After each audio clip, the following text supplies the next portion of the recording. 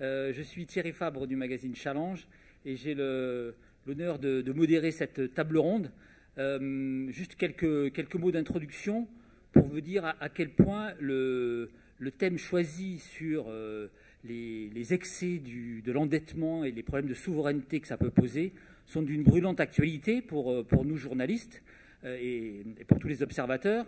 Demain, on attend le discours de Bruno Le Maire, notre ministre de l'économie. Ce qu'il va nous dire a un rapport direct avec notre sujet. On voit bien que ce nouveau gouvernement s'est donné pour tâche de réduire le déficit et de façon relativement rapide, parce que la spirale de l'endettement française continue.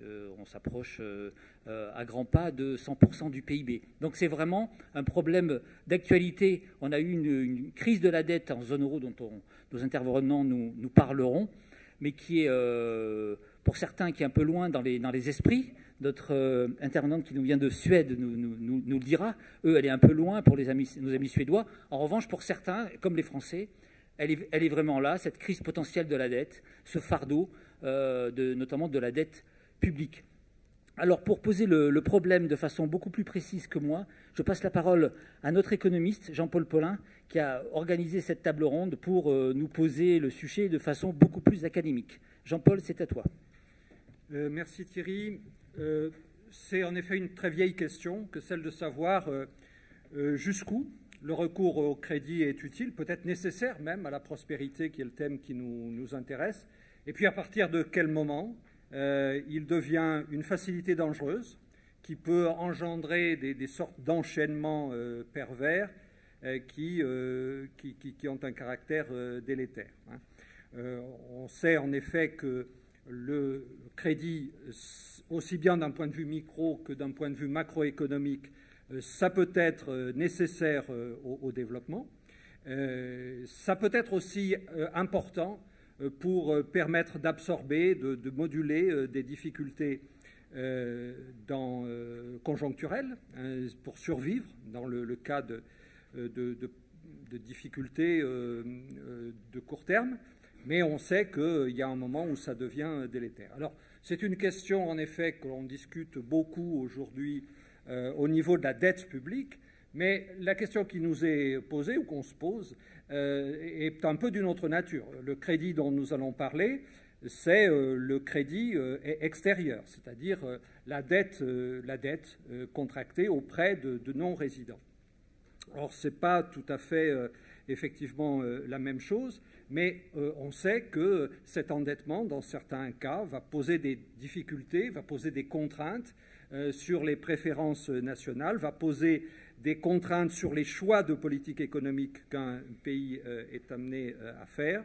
Et et ceci, d'ailleurs, ne concerne pas du tout que la dette publique. En effet, nous aurons tout à l'heure un exemple à propos de la Suède qui montre que cet endettement extérieur, il peut être aussi le fait d'entreprises ou de banques, souvent de banques d'ailleurs, qui posent des problèmes analogues, de façon différente, mais des problèmes analogues aux problèmes que pose la dette publique et dont on parle aujourd'hui. Il est donc crucial de savoir jusqu'où on peut aller dans l'endettement, jusqu'où un endettement est soutenable. La question, c'est qu'il n'est pas de réponse simple, et même il est possible qu'il n'y ait pas de réponse tout court à une telle question. Alors, d'un point de vue théorique, on sait définir ce que c'est qu'un endettement soutenable. Je ne vais pas rentrer dans les détails de cette définition, mais en gros, il faut que la dette soit inférieure à la somme actualisée de l'épargne que peut constituer soit un agent économique privé, soit un État. Mais la définition est tout à fait précise, sauf que d'un point de vue opérationnel, on ne peut rien en faire.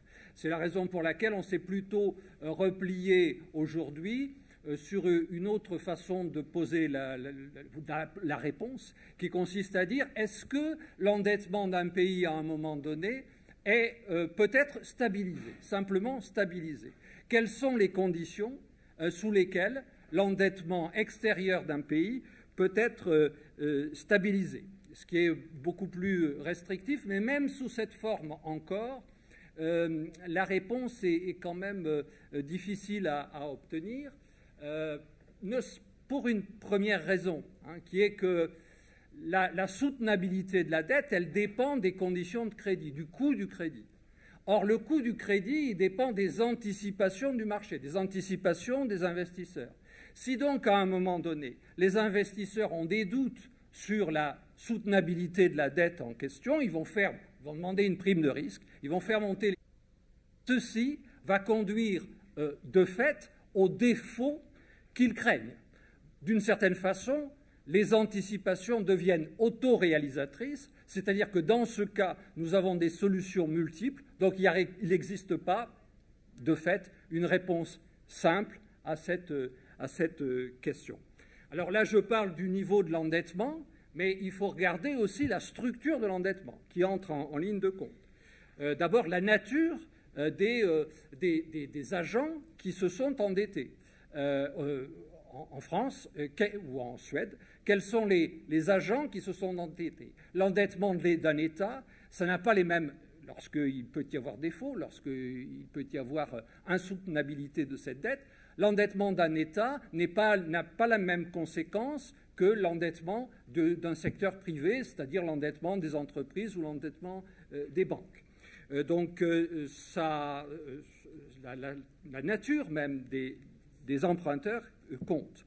D'autre part, la nature des agents qui détiennent cette dette change également. Si la dette est concentrée entre quelques mains, eh bien, les mains en question vont avoir un pouvoir de négociation très élevé qui peut faire plier certains pays, imaginez les fonds vautours par exemple, mais si l'endettement est dispersé entre un grand nombre de détenteurs, ça peut avoir aussi des conséquences funestes dans la mesure où il peut y avoir des phénomènes de run, il peut y avoir des phénomènes mimétiques, et il est difficile de stabiliser des anticipations lorsque la détention de la dette est très dispersée. Par ailleurs, les caractéristiques de cette dette sont importantes. La maturité, notamment, on sait qu'évidemment, lorsqu'une dette est contractée à court terme, si la maturité de la dette est courte, eh bien, ça donne peu de temps au gouvernement ou aux agents concernés pour se retourner, pour mettre en place des plans de stabilisation de la dette, et donc, au fond, les emprunteurs ont le couteau sous la gorge. Alors qu'une dette plus longue est évidemment peut-être plus facile, sa soutenabilité est plus facile à gérer. Il faut ajouter que les endettements en devises posent également des problèmes compliqués, c'est-à-dire que lorsque il va y avoir une dette contractée sous forme d'une monnaie qui n'est pas la monnaie domestique, évidemment, ça expose à un risque de change. D'où un certain nombre de questions. Ces questions, il y en a plein, mais j'en ai retenu 4. Il y a d'abord les questions qui concernent la politique macroéconomique, la politique monétaire, par exemple. Est-ce que la politique monétaire est capable, comment, de modérer un endettement, de limiter un endettement lorsque le problème se fait sentir? Je répète encore, un endettement extérieur, ce qui n'est pas simple. Que fait aujourd'hui une banque centrale lorsque elle voit dériver un déséquilibre de maturité entre ses actifs et ses dettes, ou un déséquilibre en termes de devises. D'ailleurs, le dernier rapport de la Banque des règlements internationaux pose cette question, et le rapport s'alarme de cette question. Il y a probablement un risque de mismatch, enfin de déséquilibre pour un certain nombre de banques entre leurs actifs et leurs ressources.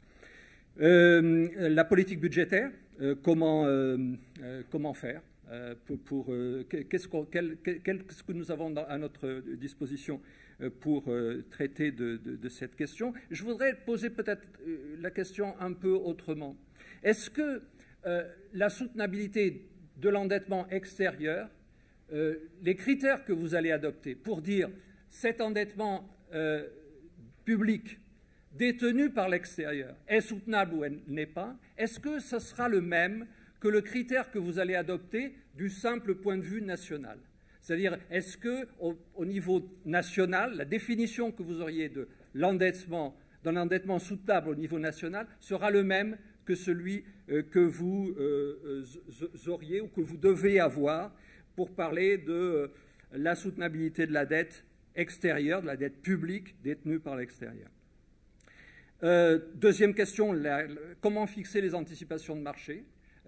On a vu qu'il peut y avoir justement des anticipations autoréalisatrices. Est-ce qu'on peut faire quelque chose pour donner de l'information, faire en sorte que l'information que l'on donne au marché, et je pense évidemment en particulier aux agences de notation en ce sens, mais aussi aux organisations financières internationales, est-ce que les informations que l'on donne au marché, les anticipations, comme on dit, sur les fondamentaux, pourraient être de nature à stabiliser les phénomènes de run du type de ce que l'on a connu, notamment sur les dettes publiques dans les pays européens, où il s'est passé des choses qui étaient de l'ordre, on va dire, de l'irrationnel, avec autant de guillemets que nécessaire.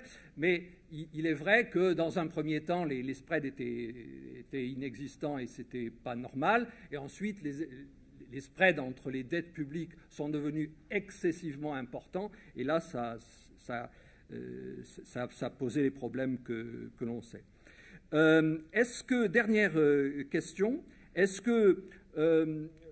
quel problème pose l'existence d'une zone monétaire? Et en particulier, comment se pose ce problème de soutenabilité au niveau européen? Comment peut-on faire en sorte qu'on stabilise, on permette à un pays de la zone de s'endetter plus peut-être qu'il ne devrait le faire, à partir du moment où il est vrai qu'entrer dans une zone monétaire, c'est en partie une perte de souveraineté. Est-ce qu'on peut imaginer de regagner une partie de cette souveraineté perdue par le biais de nouvelles solidarités, de solidarité entre les différents pays qui permettrait justement de stabiliser les choses, enfin de faire en sorte que cette entrée dans la zone ne soit pas le carcan que l'on décrit par ailleurs.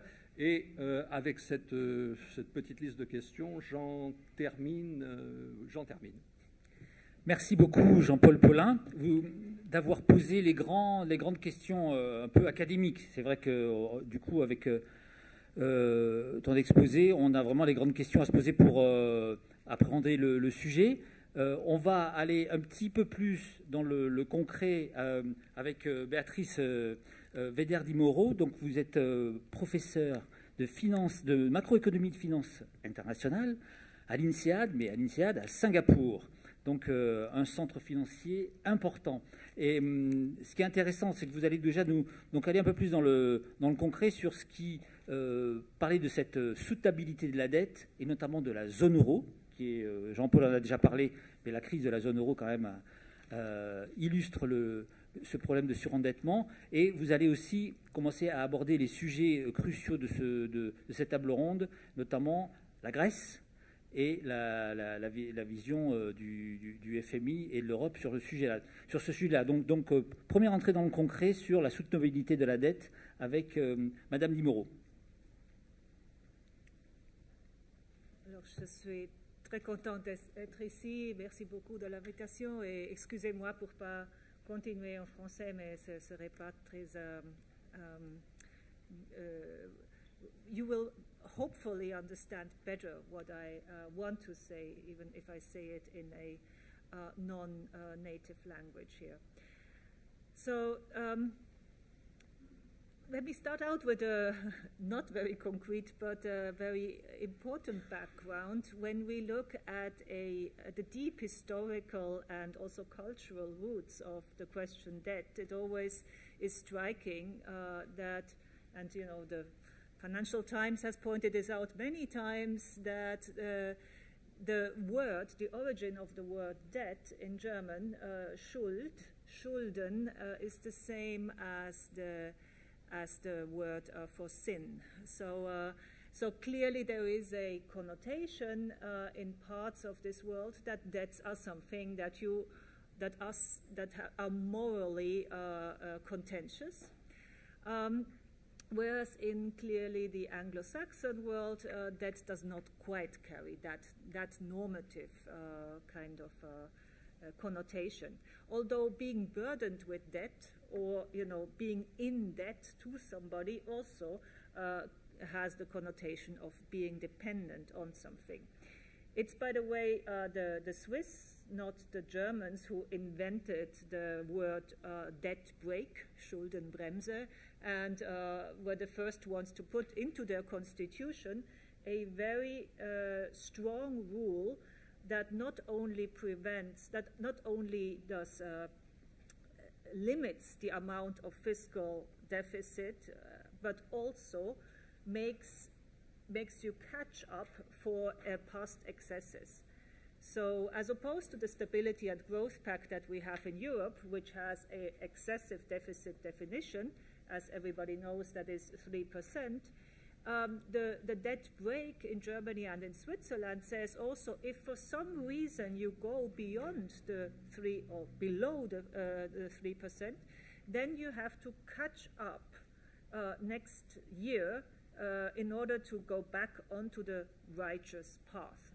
So you have to put in something into a sort of a buffer account, and that's what the debt break does. So this is just as an aside. In economics, we tend to take a more neutral view of debt and credit. We call them savings and investments, and that sounds like something positive in both cases. We know we need savings, we need investments, and however, it is still asymmetric. It is possible, but not easy to save too much, whereas it is possible and has quite negative connotations when debt becomes excessive, because then bad things can happen, and they can happen fast. So debt crises, as already has been alluded to, are among the largest accidents that can happen to countries. And in emerging markets, in fact, is where they have tested it most. The debt crisis experience typically comes in a triple crisis. So a currency crisis is often the starting point, which then leads to the default of the government, but it could also be the other way around. The government is no longer able to pay its external obligations, either because it has run out of reserves, or because private markets are no longer prepared to finance short-term the government. Therefore, it goes into default. This has an immediate repercussion on the balance sheet of the banking sector, who holds large government debt typically, and therefore the banking sector has a problem, needs to be either recapitalized or also will be in default on its external obligations. This has a repercussion on the credit in the economy. This lowers growth, and the lower growth then in turn feeds back into lower taxes and into bad debt in the banking balance sheet. And this is what I'm describing here, is a so-called a diabolic loop between different types of crises, and it's certainly a place you don't want to get to. But again, emerging markets have, and especially Latin American countries, have ample experience in running through this kind of loop. By the way, the last one, and this is also proven, that the last part of such a loop is the repercussion on the political system.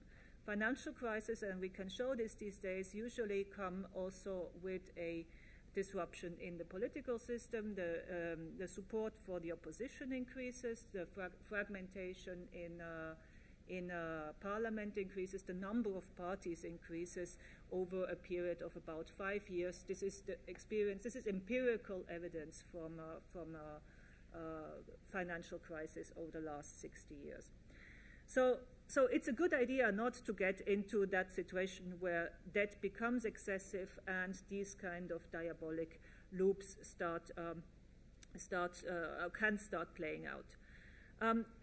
Again, debt is not only does not have to originate in the public sector. The example where excessive debt originated in the public sector is, of course, Greece. I'll get more on Greece in a moment. But the other example where the debt did not originate in the public sector but then became public sector debt was Ireland.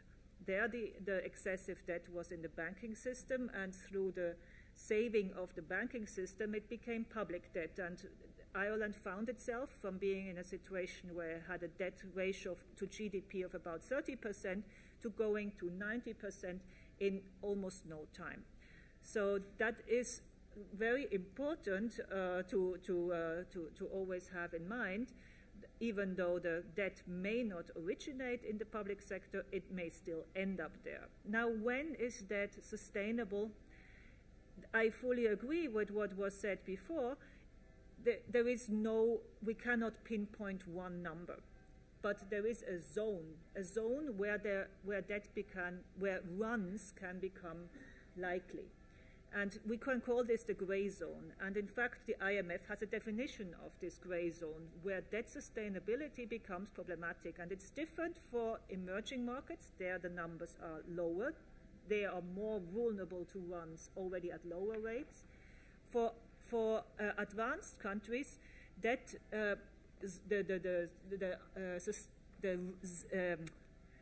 vulnerability zone is somewhere in the area of 85 to 95% of debt to GDP, according to IMF numbers. So a debt sustainability analysis tool will lead there, will put you in the gray zone. And gray zone means, that there is a possibility of these kind of self-fulfilling runs. They don't have to happen. As you know, there is countries like Japan out there that have much, much higher debt, and there has not been a run.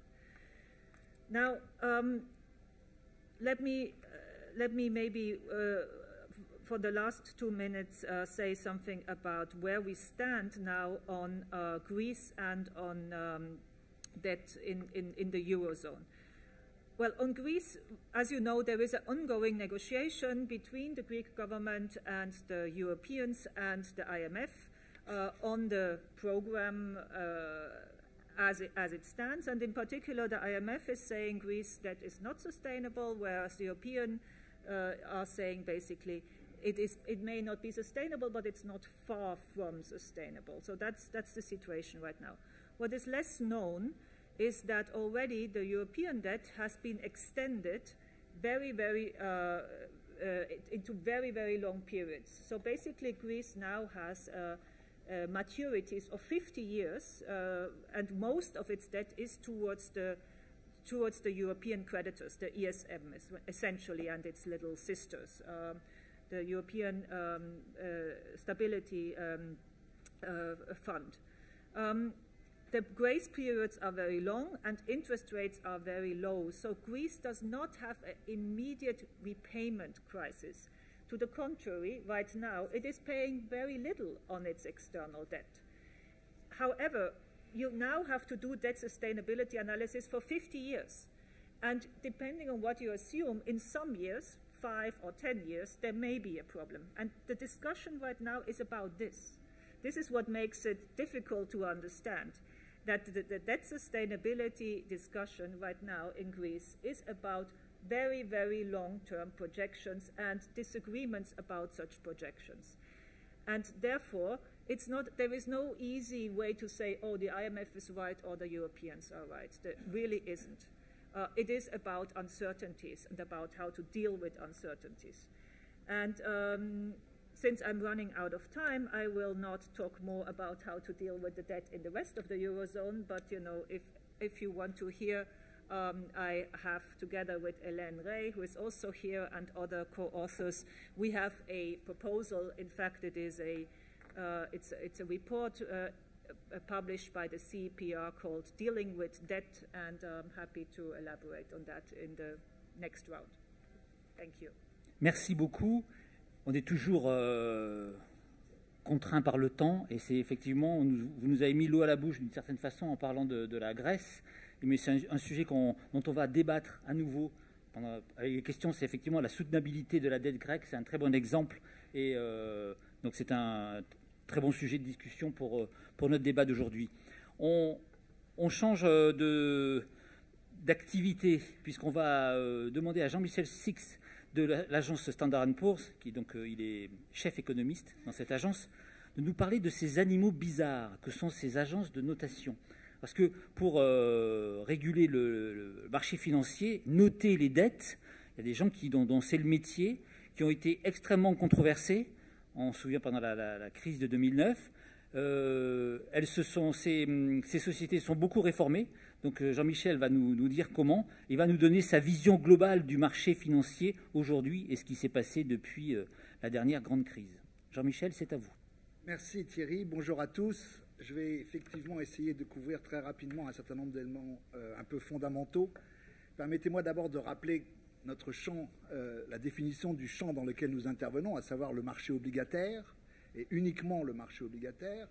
C'est un marché considérable puisqu'il représente actuellement 91 000 milliards de dollars, ce qui est à peu près équivalent à 125% du PIB mondial.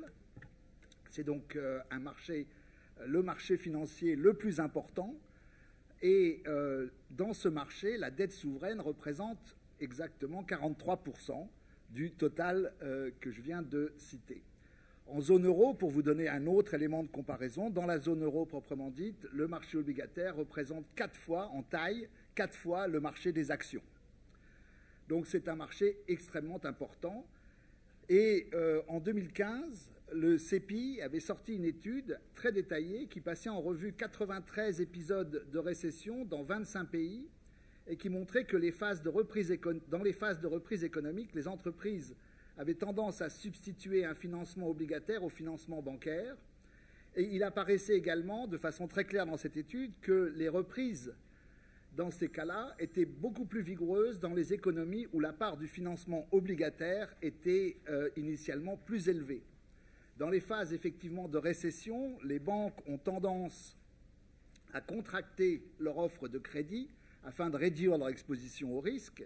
Et dans ce cas-là, ça cause mécaniquement une hausse des taux d'intérêt qui, à son tour, va rendre le marché obligataire plus attractif pour les investisseurs dès lors qu'effectivement les taux ont tendance à remonter.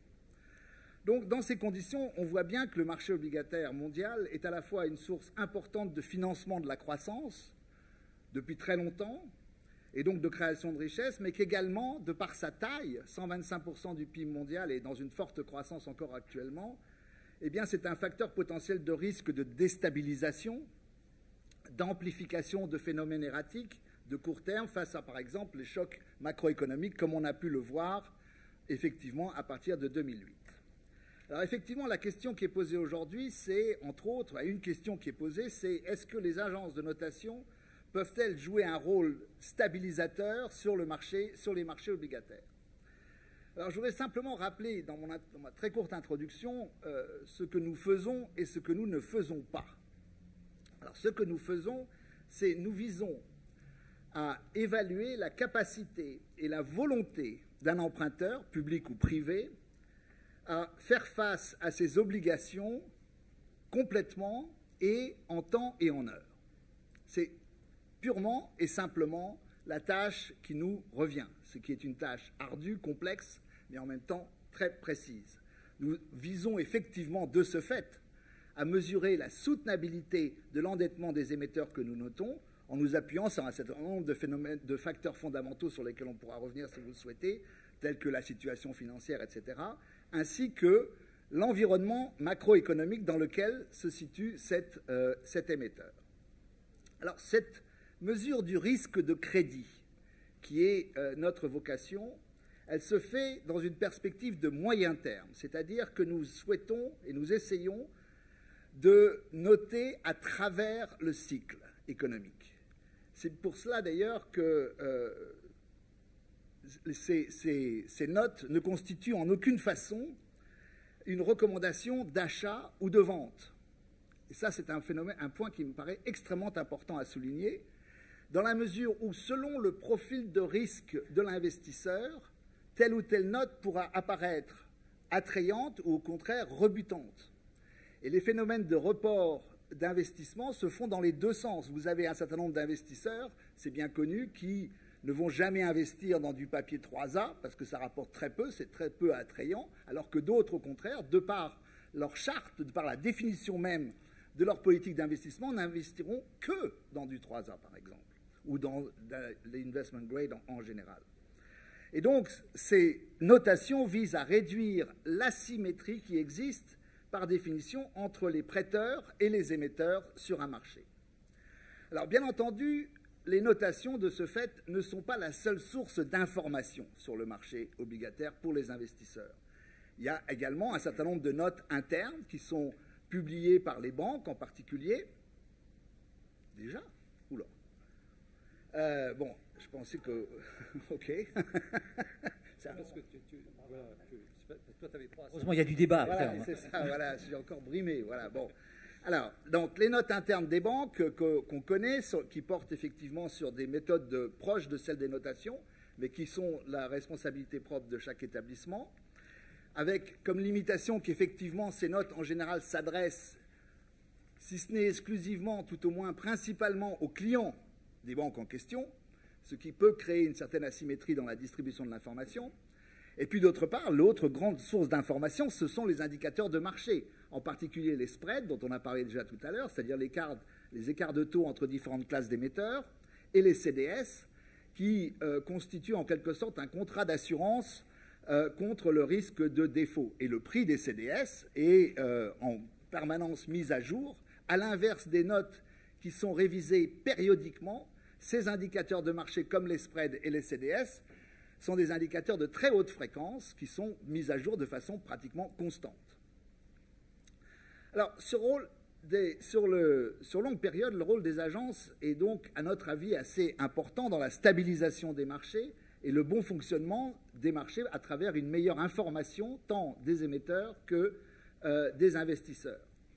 Par contre, il nous paraît que le rôle accru qui a été attribué par la réglementation aux notes des agences nous a certainement donné un rôle trop important et de ce fait certainement parfois déstabilisateur. C'est d'ailleurs ce que notait l'ESMA. L'ESMA, c'est notre régulateur, c'est ceux qui sont responsables de nous surveiller. L'ESMA, qui est donc l'autorité européenne des agences des marchés financiers, a sorti un rapport très complet en 2015 que je vous recommande, qui est passionnant, et qui s'appelle « Études relatives à la faisabilité des solutions alternatives aux notations de crédit externe ». Et dans ce rapport très détaillé, eh bien, il note qu'effectivement, la référence directe aux notations des agences, certes, incite les investisseurs à développer leur propre capacité d'évaluation, etc., et à exercer une diligence raisonnable, mais qu'à l'inverse, la dépendance à l'égard des notations externes des agences, sans considération pour d'autres formes d'évaluation, peut causer des comportements moutonniers. Et ils font là référence principalement à l'utilisation des notes par les banques centrales, en particulier, dans leur politique d'achat, et également l'utilisation des notes dans la réglementation européenne, en particulier dans tout ce qui est CRD, CRD4, et puis la solvabilité pour ce qui concerne l'assurance.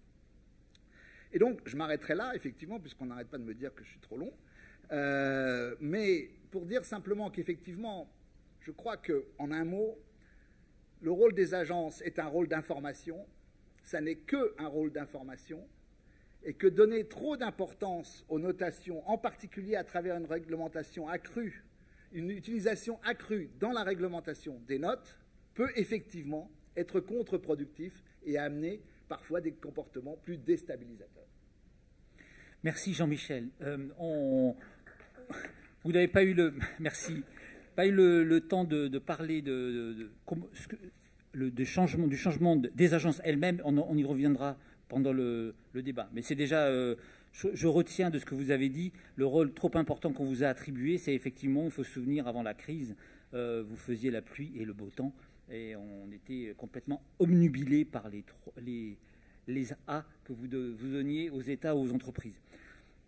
Alors, c'est un peu une mosaïque, mais je trouve ça très intéressant de passer des agences de notation pour aller dans le nord de l'Europe, en Suède, où Cecilia Skinsley, donc, qui fait partie du board de la Banque centrale de Suède, qui a une grande expérience de la finance, puisqu'elle a travaillé avant dans la finance privée, dans les fonds d'investissement, donc va nous parler du cas suédois qui est extrêmement intéressant, parce que par rapport aux Européens du Sud, et notamment la France, les Suédois n'ont plus de problème vraiment de dette publique. Ils l'ont quasiment résolu. Ils ont fait des réformes assez drastiques ces dernières années. Et donc, le problème qu'ils ont est plutôt un problème de dette privée.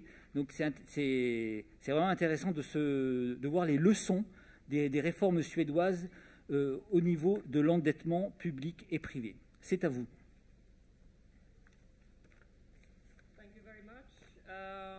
Let me first express my admiration for the audience sitting here. I didn't for my life believe that issues of debt and sovereignty would attract such a big group on a wonderful sunny Saturday like today. I will try to reward you by being as exciting as I can, which as a central banker is almost impossible, but I will at least do my best. I'm going to talk a little bit about the lessons learned in Sweden and the lessons still not learned in Sweden, because as was said in the very kind introduction about the Swedish experiences, there are still things to be done. So let's just take you back about 25 years in time. Sweden was in a terrible situation. We were in negative growth for several years. We were in two-digit budget deficits, 12% unemployment. Public debt was rising quickly, would be topping above 80% in percentage of GDP. And there was a strong narrative in Sweden where each time there were problems in the international economy, Sweden was hit. So when Mexico got hit in 95, Swedish spreads increased and the krona and the other assets started to tumble. Same thing in Asia, 97, Swedish spreads all over the place and asset markets are the same. Russian default, 98, IT bubble, 2000, etc. And it created a very strong feeling in Sweden that we would not like to be left for the forces of the financial markets, and we wanted to be kind of ruling the house for ourselves. So between politicians and the general public, I would say that they created a quite strong force for putting together, redefining the principles of economic policy more or less from scratch, and clarifying the roles of fiscal and monetary policy. We did a lot of various different things. We created a much better wage formation process. We improved we did a pension reform. The central bank got a clearer, better legislation.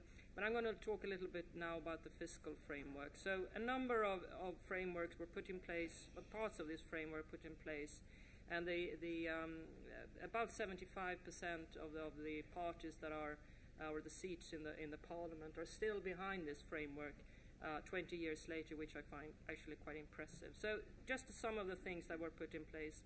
There was a central, for general government-led lending, there was a surplus target over the business cycle introduced. There was a multi-year expenditure ceiling for government and pension system. There was changes to the government budget procedure to support this fiscal discipline, and a number of external bodies were given the task of making independent evaluations of the fiscal policy. And also, I think important was that the political parties were sort of watching each other, so that created quite a high benchmark that please do not rock the hard-earned lessons that we made from the 1990s. There has been some adjustments over the years, and the most important change was done just recently. So there is still a surplus target for the Swedish public spending. But there is also what we call a sort of debt anchor, stabilizing the gross debt at 35% of GDP plus minus 5%. And this should be compared to the EU Growth and Stability and Growth Pact, which sits at 60%. So we have some room to maneuver, and it has worked out very, very well as the global financial crisis also hit the Swedish economy in 2008 and onwards. So that is the lesson learned. We did what we had to do in the 1990s, and public debt, which was topping almost close to sort of 80–85%, is now down below 40%. And I think the fact that the Swedish political system reacted and had room to maneuver in the global financial crisis meant that Swedish economy was one of the first economies actually to recover from both the global financial crisis and also from the euro crisis. So that is a lesson learned. The lesson still not learned, however, and where we still are not certain how it will end, is that high private debt is mounting. Just to give you a little bit of numbers, we have now 180% of disposable income versus debt. And if you looked at that in terms of GDP, we have about household debt compared to GDP is about 90%. And for advanced economies in the world, the equivalent number is about 60%. The reason for why households are taking on debt is the obvious one. It's housing prices going up, and they continue to go up through the global financial crisis. And now we have an intricate situation where the debt is financed through Swedish banks, and the Swedish banks are mainly funding this household debt, the mortgages, through the capital markets. So typically, half of a Swedish mortgage is financed by the capital markets, and half of that is financed by foreign investors. So you can say in a way that the mortgage party or the household party that we have in terms of credits in Sweden are to many extent dependent on the goodwill of foreign investors. Is this a problem in terms of the fundamental, the external balance? Probably not, because we have a current account surplus, which is quite sustainable. But we are concerned that the fact that banks are big, they are cross-border operating, and they are dependent on trust in order to be able to refinance this quite large mortgage stock is a source of vulnerability to the Swedish economy. If, for any reason, foreign investors decide that this household development is not sustainable, it is possible that we once again get into a situation similar to the 90s, where sort of external market forces are pushing us to do the reforms and the changes rather than the Swedes ourselves.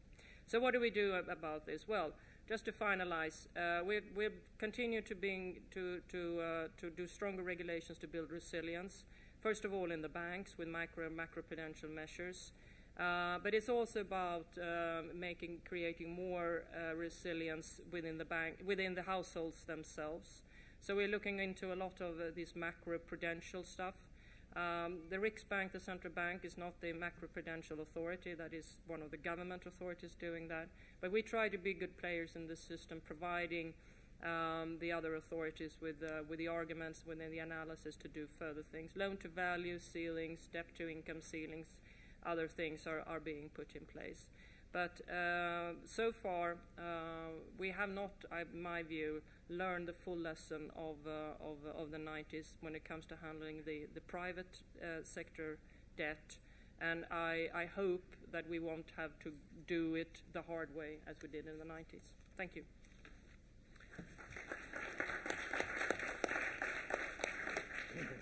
Merci beaucoup. Je ne sais pas ce que vous en pensez, mais moi j'aimerais bien parfois être suédois. Parce que quand on voit les réformes qui ont été réalisées, revenir à une dette de 40% du PIB, enfin, après avoir connu une situation que la France a connue, que la France connaît avec un taux de chômage très élevé. Donc c'est vraiment une leçon très intéressante. Et je note aussi que vous vous attaquez au prochain problème, le retour éventuellement d'une bulle dans le secteur privé. Alors ça va être un peu moins positif avec Jean-Frédéric Deleuze, qui va casser l'ambiance. Donc Jean-Frédéric Deleuze, qui dirige la filiale française d'UBS, qui a une vie de banquier puis en ayant officié au Crédit Agricole, mais aussi une vie à la Poste et également dans l'administration. Il vient du Conseil d'État, il a été au cabinet d'Alain Madelin il y a déjà un certain temps. Bon, aujourd'hui, vous dirigez une grande filiale bancaire et vous allez nous parler, alors pas des problèmes des banques, mais plutôt des problèmes de l'État. Et nous dire quel est, d'après vous, le problème de l'endettement français, puisque si la Suède a réussi à faire chuter son taux d'endettement, ce n'est pas le cas de la France, et ce n'est pas le cas de beaucoup de pays de la zone euro. Et donc, quel est le problème et comment voyez-vous l'avenir de notre endettement tel que ça se présente aujourd'hui? À vous. Merci. Je commencerai par citer le général de Gaulle en 1958. À peine suis-je à Matignon qu'Antoine Pinet m'en fait le tableau, la situation de la France. Sur tous les postes à la fois, nous sommes au bord du désastre. Notre dette extérieure dépasse 3 milliards de dollars, dont pour la moitié le remboursement était exigible avant un an. En somme, finit le général de Gaulle, l'alternative c'est le miracle ou la faillite. Avec une dette publique de 2200 milliards d'euros aujourd'hui, soit près de 1000 fois plus qu'en 1958, on peut considérer que le miracle a eu lieu, puisqu'il n'y a pas eu faillite, et que le miracle continue depuis 60 ans. Cela dit, un certain nombre d'entre nous sont convaincus que nous sommes au bord du désastre, et juste sur les 11 candidats à la dernière élection présidentielle, 9 prônaient plus ou moins clairement la banqueroute, y compris le candidat du parti majoritaire sortant. La dernière banqueroute de la France, dite faillite des 2/3, c'est le 30 septembre 1797. On avait mis en prison, lors du coup d'État du 18 Fructidor, juste avant, les deux majorités des assemblées. Je crois que cette voie-là n'est plus celle qui serait utilisée aujourd'hui. Et ma question, ça va être d'essayer de voir s'il y a une voie étroite qui permet à un pays qui n'a plus la maîtrise de sa monnaie de concilier sa souveraineté et l'endettement public. Alors, la menace a clairement évolué pour 4 raisons. La première, c'est que la France a délégué sa souveraineté à la zone euro et que les techniques traditionnelles qui permettent d'éviter une faillite, c'est-à-dire l'inflation, les dévaluations, ne sont plus à notre disposition. Deuxième raison, la baisse des taux, effet bénéfique de la création de l'euro, qui a rendu soutenable l'augmentation très significative de la dette depuis 10 ans, j'y reviendrai. Troisième raison, la décorrélation, une certaine décorrélation du fait de l'euro entre la réalité économique des pays et les taux d'intérêt, qui permet à des États, grâce à la politique monétaire de la BCE, cette politique monétaire non conventionnelle, à emprunter. Mais la BCE a-t-elle les armes pour faire face à un défaut d'un grand pays? Quatrième menace, la place des marchés financiers qui conduit à considérer aujourd'hui que c'est au moins autant les fluctuations brutales de spread que le principe même de la dette qui peut présenter un risque. En clair, nous sommes désarmés, nous sommes intoxiqués et nous risquons au moins autant l'infarctus que la lente agonie. Quelques commentaires. Les grands pays très endettés ont conservé leur souveraineté monétaire. Ils ont aussi une certaine forme de leurs créanciers, le Japon avec l'épargnant japonais ou les USA dans ses relations avec la Chine. Ce n'est bien évidemment pas notre cas. Comme nous le savons tous, la dette française a fortement augmenté et la baisse des taux a rendu cette augmentation indolore. Quelques chiffres. La dette française, 98% du PIB, est détenue à 54% par des non-résidents et sa durée moyenne est de 7 ans. Le service de la dette en 2016, 41,8 milliards, soit moins cher qu'en 2008, alors que la dette en 2008 était de 1200 milliards, 1000 milliards de moins qu'aujourd'hui. Service de la dette en 2008, 44 milliards. La France emprunte chaque année 300 milliards, soit 6 milliards par semaine. 300 milliards, c'est également le montant de l'ensemble des recettes fiscales au cours d'une année. Les taux d'emprunt à 10 ans sont passés de 15% dans les années 80 à 0,8% aujourd'hui, 0,1% en juillet dernier. Entre juin 2012 et juin 2016, l'économie structurelle réalisée sur le service de la dette était de 40 milliards. Cette situation s'explique en grande partie par la décorrélation, comme je l'ai dit. On voit que la situation de dette du pays n'impacte que marginalement les taux, l'exemple le plus clair étant la Grèce, qui a pu s'endetter à bon compte avec des taux relativement bas pendant une longue période avant une explosion finale. Je reviens aussi sur un point qui est le risque d'infarctus. Au moment de l'élection présidentielle en mai dernier, le Chief Investment Officer du BS anticipait, en cas d'élection de Marine Le Pen, pour ne pas la nommer, un choc de 200 points de base sur les taux français. En structurel sur le budget, 200 points de base, 2200 milliards de dettes, ça fait 44 milliards. 44 milliards, c'est 30% de plus que le budget de la défense et c'est 80% du budget de retraite de l'ensemble des fonctionnaires. Le Penelope Gate, ou les sondages annonçant un deuxième tour Le Pen-Mélenchon, la fluctuation sur le taux français a été entre 0,7 et 1,2 points de base. Ça fait 11 milliards structurellement. Alors on dira que le choc est conjoncturel et qu'il peut se résorber rapidement. Selon l'Eurosformule, la hausse des taux, c'est un peu comme le dentifrice. On le sait le faire sortir du tube, mais c'est beaucoup plus difficile de le faire rentrer. Enfin, au-delà du problème du niveau des taux, il y a le problème de l'accès au marché, 6 milliards par semaine. Au bout de 6 semaines, ça veut dire que s'il n'y a pas d'accès au marché au bout de 6 semaines, il n'y a plus d'armée, plus de budget de la défense. Donc vous voyez une situation qui est sérieuse. Y a-t-il un moyen de s'en sortir? Et concrètement, comment? En 2006, Philippe Jaffray avait publié un livre qui s'appelait « Le jour où la France a fait faillite ». C'était en 2012. Le pays était alors surendetté, dirigé par Nicolas Sarkozy. Laurence Parisot était Premier ministre, Valérie Pécresse directeur du Trésor. La dette publique était extraordinairement élevée et Standard & Poor's dégradait la dette de la France au niveau junk bonds. Les marchés se fermaient, les flux financiers s'arrêtaient, les cartes de crédit ne fonctionnaient plus et on finissait par vendre la Joconde dans un programme massif de cession d'actifs. Ce livre décrit une situation française. Elle a été vécue en Argentine. 66% de baisse du PIB en 3 ans entre 1998 et 2002. C'est le prix de la souveraineté. Plus près de nous, la Grèce. Que reste-t-il de la souveraineté grecque aujourd'hui, à part le droit de se suicider en sortant de l'euro? Rappelez-vous, le référendum à dimanche et le reniement le dimanche suivant. Le prochain choc, je vais conclure. Le dernier alarme sur l'Europe, c'était le référendum italien. Le prochain alarme, c'est les élections italiennes bientôt. Est-ce que le système résistera à ce choc? Pour nous, j'ai eu le privilège, comme vous le rappeliez, d'être directeur de cabinet du ministre du Budget en avril 1995, et je pressens un peu ce qui se passe aujourd'hui. La thématique générale, c'est quand on regarde derrière soi, c'est on va dans le mur, il est tout près, on klaxonne en pensant qu'il va s'écarter, et il faut définir une politique budgétaire de manière urgente pour faire face. 3 axes aujourd'hui. Les taux doivent rester durablement à un niveau très faible, mais les taux bas sauvent les États, mais tuent les banques. Les marchés doivent se convaincre que la France a engagé des réformes structurelles, et ce qui nous permettra de gagner un délai de 2 ans, probablement, dans la pression sur les taux. Et enfin, la convergence politique vers le prêteur en dernier ressort, et le prêteur en dernier ressort de la zone euro, c'est l'Allemagne. Donc là aussi, le meilleur message qu'on puisse envoyer au marché, c'est de dire qu'on s'entend bien avec les Allemands. Faudra-t-il une nouvelle crise de l'euro pour que la France fasse les réformes qui sont nécessaires?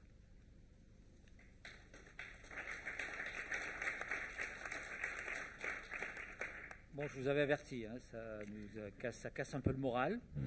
On va essayer de se remonter le moral avec une question d'un étudiant sur le sujet crucial du jour, c'est la Grèce. Donc, je vous passe la parole pour justement lancer le débat là-dessus. Je pense que c'est une très bonne idée de lancer le débat sur la Grèce.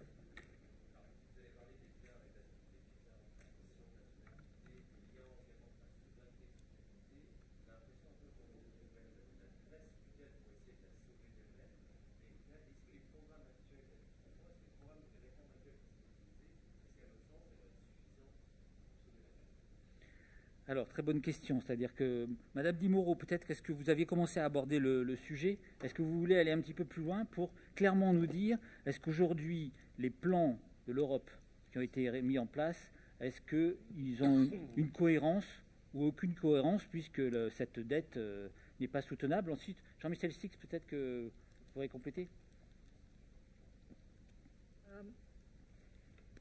Yes, I think there is a very good chance that Greece can recover. I do not say that the way Greece was handled, I mean, first the way Greece handled its own economy, you do recall that how the Greek crisis actually broke out was by the discovery that all the numbers that one had in the books were wrong. So all of a sudden, the public debt and the deficit jumped, and you know, markets got scared. So not only had there been a slow process of build-up of debt, but it was hidden. So that was what kind of really shocked everybody. But then, after the Greek crisis broke out, the European and the Eurozone reaction, I mean, was first of shock, and then of creation of institutions. And the initial demands from Greece were too tight. So, you know, the word austerity was then, you know, in everybody's mouth and saying this is self-defeating. But by today, the demands to Greece are not, in my view, austere. In many ways, what is now in the program for Greece is, yes, the need to do structural reforms, but structural reforms that they actually have agreed to many times and have not been able to implement. And yes, to continue to be on the path of fiscal discipline, but again, fiscal discipline which comes at a cost which is lower than what, for instance, Portugal is paying on its debt service today. So de facto, Greece now has a lifeline. The European creditors have given Greece a lifeline, a very long lifeline, at a very, very low rates. To the point that one of the discussions we are having now in terms of the Greek debt is, when should Greece go back to market? Because whenever it goes back to market, even under the best of all circumstances, you know, creating a lot of trust before, doing lots of structural reforms, the increase that it will have to face in terms of interest rates will be significant, simply because it is being given very, very concessional rates right now. Now, going back to the question of, so the sustainability problem is much smaller than it looks like because of these concessional rates. You cannot look at the total debt level in the case of Greece. You have to look at what we call the present value of this debt, which is much lower than the nominal number. But the sovereignty question is a good one. It's a very, very important one. Because this also means that Greece will actually be owing debt to its European partners for 50 years. And this has two sides. This, on the one hand side, means that these partners depend on Greece for the next 50 years. You know, whenever Greece decides that, you know, it wants to do a little, you know, a little hoops, and, you know, let's have some new discussions, that, as we have heard several times, it is a mutual dependence. You know, debt does not only make dependent to the debtor, but when it's a lot of debt, it's also the creditors who are dependent. Merci. Jean-Michel Sist, est-ce quand on voit le cas grec, est-ce que comment expliquer un tel échec? Parce que quand on voit les autres cas de traitement de l'endettement, par exemple des pays en développement par le Club de Paris, on a appris ces dernières décennies que pour qu'un pays puisse repartir, il fallait annuler une grande partie de sa dette. Quand on voit le cas grec, 10 ans après, c'est une catastrophe. Est-ce que vous confirmez la catastrophe et comment on l'explique? Alors, oui, je serais peut-être un tout petit peu un point de vue différent de celui de Béatrice. Il me semble qu'en quelque sorte, la malédiction de la Grèce, c'est que ça n'est plus un risque systémique. Effectivement, c'était un risque systémique quand la crise grecque a commencé, parce que les banques européennes en particulier, donc le secteur privé était très exposé, et donc de ce fait, il y avait un risque dans tout le système. Ce risque-là a été pratiquement enlevé, éliminé, et c'est maintenant le secteur officiel, ce qu'on appelle le secteur officiel, c'est-à-dire essentiellement la Commission, les banques centrales, etc., qui détiennent cette dette grecque. Alors, c'est une malédiction en un sens, et je le dis évidemment de façon un peu polémique, mais dans la mesure où, dès lors qu'on a isolé le malade, dans une salle où il n'y a plus de contagion, de risque de contagion, on peut lui imposer ensuite un traitement extrêmement long et pénible sans courir beaucoup de risques, en quelque sorte. La capacité de la Grèce à résister aux pressions est extrêmement faible. C'est pour ça que je pense qu'effectivement, ils peuvent effectivement décider de sortir un jour de la zone euro, mais quand on a vu Tsipras arriver au pouvoir, c'était un peu l'idée à l'époque de dire ils vont effectivement imposer un nouveau traitement. Bon, finalement, rien ne s'est vraiment passé. Alors, par contre, je crois qu'il faut quand même s'interroger sur le traitement en question. Je me souviens qu'en 2009, j'avais assisté à la présentation du gouverneur de la Banque centrale de Suède, qui avait fait une remarquable présentation sur justement l'expérience suédoise, et dans lequel il avait dit, en fait, une grande leçon de l'expérience suédoise, c'est soyez équitable dans la façon dont vous imposez ces réformes. Be fair. Autrement dit, que les populations n'aient pas l'impression qu'il y a une grande injustice dans la façon dont le traitement est administré.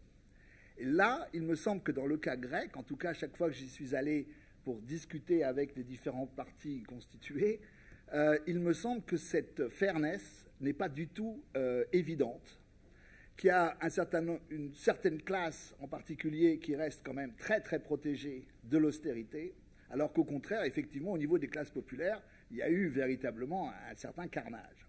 Ce qui a comme conséquence, en particulier, que la croissance potentielle de la Grèce est aujourd'hui pratiquement inexistante, parce que quand vous avez un taux d'investissement qui s'effondre, comme il s'est effondré en Grèce, quand vous avez un chômage de longue durée qui atteint des proportions catastrophiques, en particulier dans la jeunesse, vous détériorez complètement votre croissance potentielle. À partir de ce moment-là, vous entrez effectivement dans un cercle vicieux dans lequel le ratio dette sur PIB, le dénominateur, il n'arrête pas de se contracter. Donc forcément, votre ratio, il n'arrête pas de se détériorer.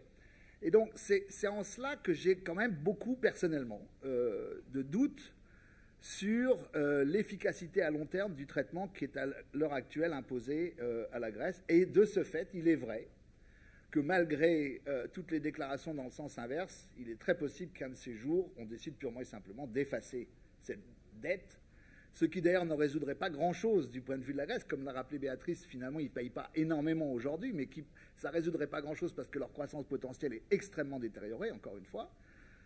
Mais ça donnerait peut-être un peu plus de crédibilité.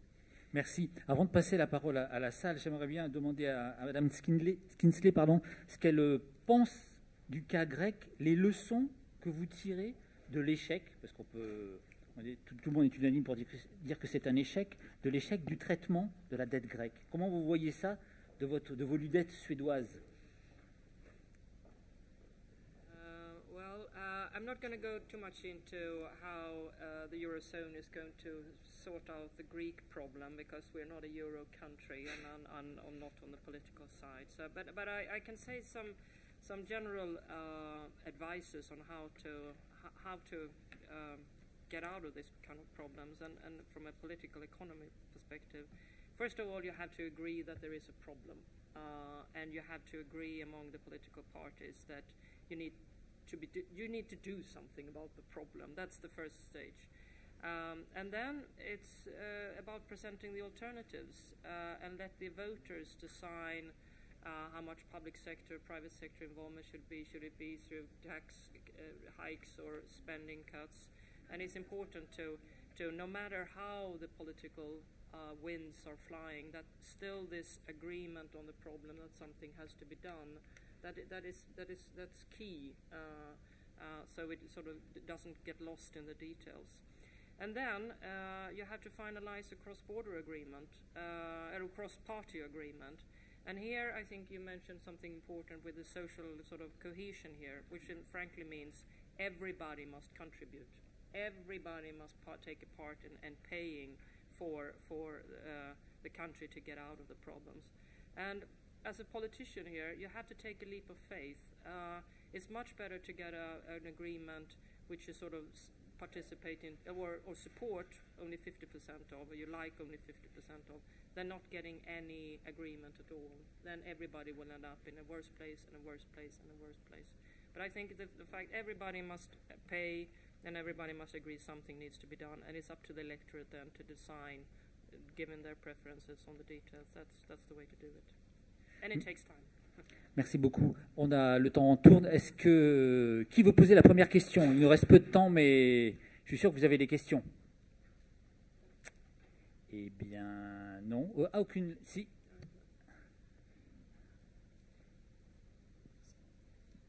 Oui, bonjour, merci. Alors je suis juriste, donc j'ai une petite vision déformée de la notion de crédit et de souveraineté.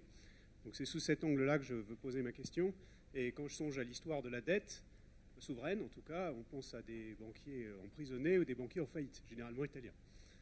Et c'est assez clairement, pas emprisonnés, mais en faillite, ou en tout cas expropriés, ce qui s'est passé en Grèce, puisque les banquiers privés n'ont pas été remboursés. C'est assez clair.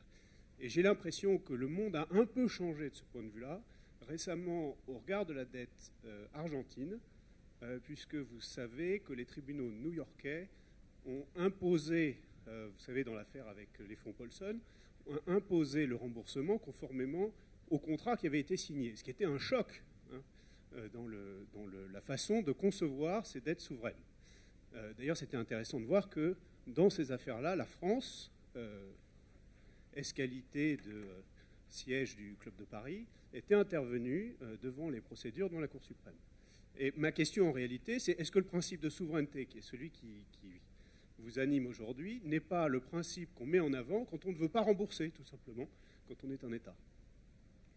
Question très intéressante. Monsieur Deleuze, peut-être, vous avez parlé du public, des aides publiques, mais vous êtes banquier. Donc, effectivement, on a beaucoup parlé de cette affaire argentine qui a un peu changé la donne. Comment vous l'interprétez? Je crois que la situation argentine est une situation paroxystique, hein. Puisque la faillite a été très brutale, non concertée, et c'est un cas quasi unique, puisque la plupart des autres situations de faillite d'État ont été des situations gérées par le Club de Paris, beaucoup, l'Union européenne, etc. Il reste beaucoup plus que des scories de la crise argentine de 2001-2002, encore 15 ans après, et une incertitude juridique. Alors, dire que la souveraineté est un moyen de protéger,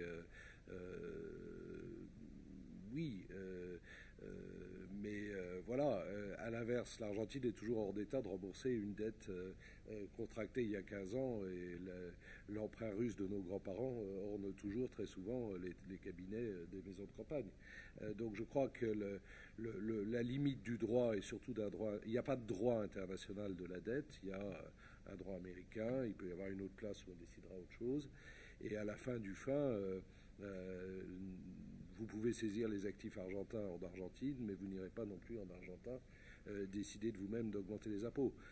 Tout ça est très complexe, un bon arrangement, c'est ce qui a été géré dans la plupart des situations, vaut beaucoup mieux, et après les banquiers essayent de faire leur métier, de récupérer l'argent en utilisant toutes les lois les plus tordues qu'ils peuvent utiliser dans toutes les places du monde, quoi. Merci. Est-ce qu'il y a une autre question? Oui. Ce sera d'ailleurs la dernière, malheureusement, puisqu'ensuite on va demander à Jean-Paul Paulin de conclure. Merci de me donner l'honneur de poser la dernière question. Justement, c'est le cas très, très concret de la France là maintenant. Donc la semaine dernière, il y a 10 jours, pas mal de gens ont donné l'impression de tomber du ciel parce que voilà, le déficit était pour 2017 était plus large que prévu. Et donc voilà, pour disons, les gens normaux, voilà, la différence entre 3,2 et 2,8 paraît pas si grand que ça. Donc, est-ce que c'est vraiment quelque chose qui est si grave que voilà, il faut vraiment dire que voilà, c'était vraiment, c'est inadmissible, et l'ancien gouvernement a triché, et donc voilà, ou est-ce que c'est plutôt voilà un très grand cirque? Merci, très bonne question. Effectivement, est-ce que faire tout ça pour 0,2 points de PIB, est-ce que c'est un sujet? Monsieur Deleuze, rapidement, et Jean-Michel Six, j'aimerais bien avoir le décryptage de l'observateur quand même, l'agence. Est-ce que pour une agence de notation, ce discours n'a pas beaucoup de sens? Pour 0,2 points de PIB, il n'y a pas la peine d'en faire une affaire. ferai juste un clin d'œil. M. Dromanet, qui vient de rentrer dans la pièce et qui a été au cabinet du ministre du Budget à de nombreuses reprises, vous dira que chaque fois qu'il y a un gouvernement qui arrive, il y a un trou dans la caisse qui varie entre 0,5 et 1 point de PIB et que les budgétaires savent gérer ça avec plus ou moins d'énergie ou d'enthousiasme. Là, il s'agit de 8 milliards d'euros. C'est beaucoup d'argent au mois de juillet, mais c'est probablement gérable. M. Romani, vous confirmez? Oui, il acquiesce. Alors, Jean-Michel, est-ce que le regard de l'agence? Oui, enfin, je pense qu'il y a eu une dramatisation autour du rapport de la Cour des comptes qui est un peu surprenante dans un sens, parce qu'en fait, tout le monde le savait. Je veux dire, c'est vraiment une fausse découverte de dire que, en fait, le déficit va être un peu supérieur à ce qui avait été affiché au départ, que dans la dernière année, il y a un certain nombre de dépenses qui ont été reportées dans leur traitement, etc. Vraiment, c'est pas une découverte. Je veux dire, et en ce qui nous concerne, en tout cas, encore une fois, on essaye, comme j'ai essayé de le dire, de noter à travers le cycle. Donc, c'est pas des réactions. Les notes ne sont pas des réactions à des faits qui apparaîtraient brusquement, sauf exception. Et donc, le déficit de plus ou moins 0,3% par rapport à ce qui était affiché ne cause pas en lui-même une réaction de notre part. Ça fait partie d'un ensemble d'éléments. Par contre, il est vrai que la question qui se pose, mais elle n'est pas encore une fois pas nouvelle, c'est la question de la crédibilité. C'est là où on a un problème, effectivement. C'est-à-dire que on a bien vu dans le cas de la Grèce qu'à un moment donné, vous vous apercevez que les comptes étaient totalement truqués. Bon, ce n'est pas le cas de la France du tout, mais il y a quand même une question de crédibilité quand on affiche des objectifs sur 2 ans, 3 ans, 4 ans, et puis qu'ensuite, chaque année, on les loupe et on les loupe. C'est sûr que la crédibilité ne s'en trouve pas améliorée. Crédibilité aussi pour aller discuter ensuite à Bruxelles avec une certaine Angela Merkel. Donc, vraiment, le temps nous manque. Donc, Jean-Paul, est-ce que vous pouvez conclure en 2 minutes? 2 minutes, oui, on va essayer. Conclure, de toute façon, ça me paraît difficile parce qu'on n'est pas d'accord de toute façon entre nous sur tous les points. Je voudrais plutôt souligner les lacunes que nous avons pour répondre à la question, parce qu'en fait, c'était une question. C'était vivre à créer une menace sur la souveraineté, point d'interrogation. Et je pense qu'on n'a pas beaucoup traité du point d'interrogation. Donc, sur la soutenabilité, c'est vrai qu'on n'a pas avancé. Nous ne savons pas encore définir ce que c'est la soutenabilité. Et moi, je ressors de la session en disant que c'est encore peut-être plus compliqué que ce qu'on dit et ce que j'avais essayé de dire. En particulier, je trouve effectivement que l'exemple de la Suède est très intéressant parce qu'au fond, c'est un pays qui n'a pas de déficit commercial, donc qui au fond a une épargne susceptible de rembourser et donc de stabiliser sa dette, on va dire. Bon. Or, le problème n'est pas là. Le problème, c'est que des banques s'endettent à l'extérieur et que cet endettement extérieur est susceptible d'entraîner des déséquilibres importants que la Banque de Suède nous dit ne pas savoir, de ne pas avoir les instruments pour traiter cette question, parce que c'est vrai que ce n'est pas la politique monétaire conventionnelle, la politique monétaire ordinaire, qui est susceptible de pouvoir traiter ce point.